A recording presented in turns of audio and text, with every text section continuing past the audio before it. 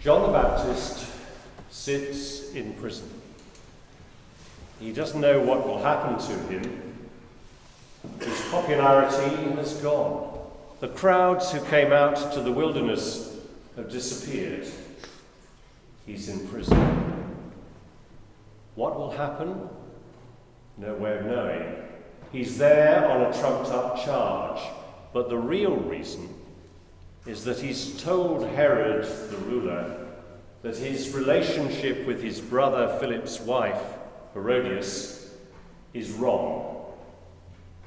And for that reason, he's in prison. And yet Herod asks him on several occasions to tell him more about this coming Messiah. But John has questions of his own. If he's really facing the prospect of his own death, he wants to be sure that his life has been worth living and lived for the right reasons.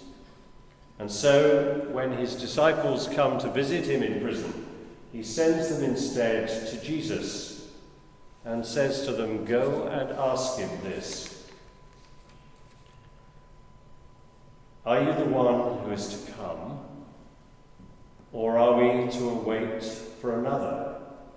It's not uncertainty, not at all.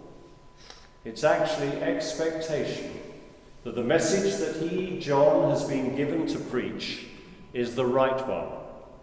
But he just wants to be sure. Is this the person for whom he's been looking? He looks in expectation. He looks in expectancy. We know what happens to John in the end. The wife, Herodias, the wife of Philip, the brother of Herod, sends her daughter to dance before Herod. Herod is so pleased that he says to her, "I'll give you anything you want."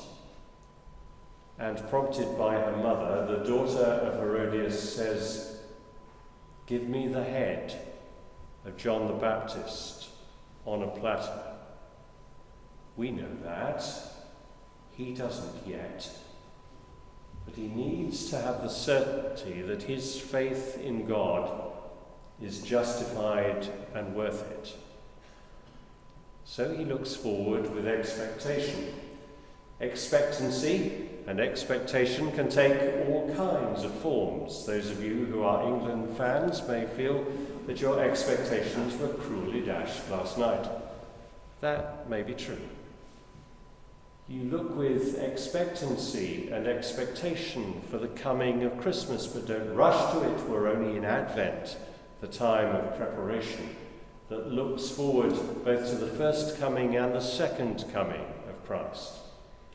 Jill, at home, looks forward to a sleigh ride in the snow in Vermont. Well, you know all about that. I told you a couple of weeks ago. But there is expectancy of a different kind. Expectancy not of doom or of gloom, but expectancy of hope, of trust in the future. The kind of expectancy that you get when a woman says, "I'm expecting a child."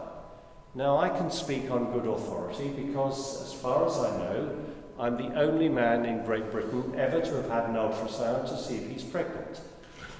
But that's a different story, and I won't bore you with it today. I'll tease you with it. You can find out later.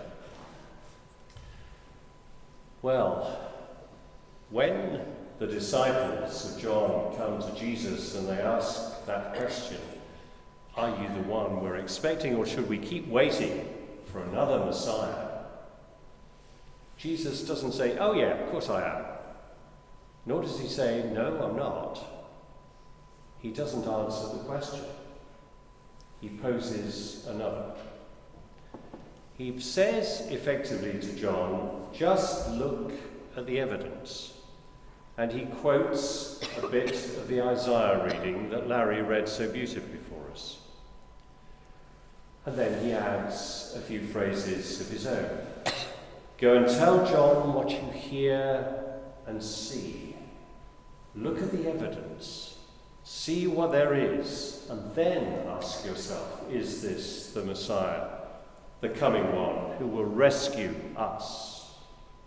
The blind receive their sight, the lame walk, the lepers are cleansed, the deaf hear, the dead are raised, and the poor have good news brought to them.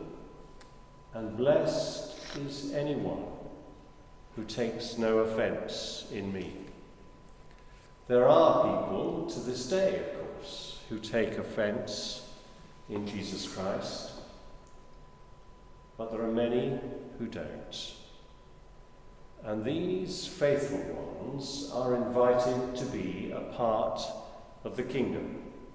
The disciples go away to tell John what Jesus has said to them, to bring John what will be words of comfort and encouragement as he waits for whatever befalls him. And Jesus speaks to the crowds. Many in the crowds would be the same people who'd gone out into the wilderness to see John. And Jesus says to them, so what did you actually go out to see? Was it a nature ramble? Did you go out to see some reeds standing by the bank of the Jordan, waving in the wind? Of course you didn't.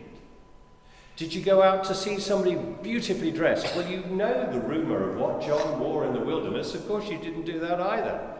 Did you just go out to see a sight? Did you go out to see a man who looked dishevelled and ate strange things? Of course you didn't. What did you go out to see?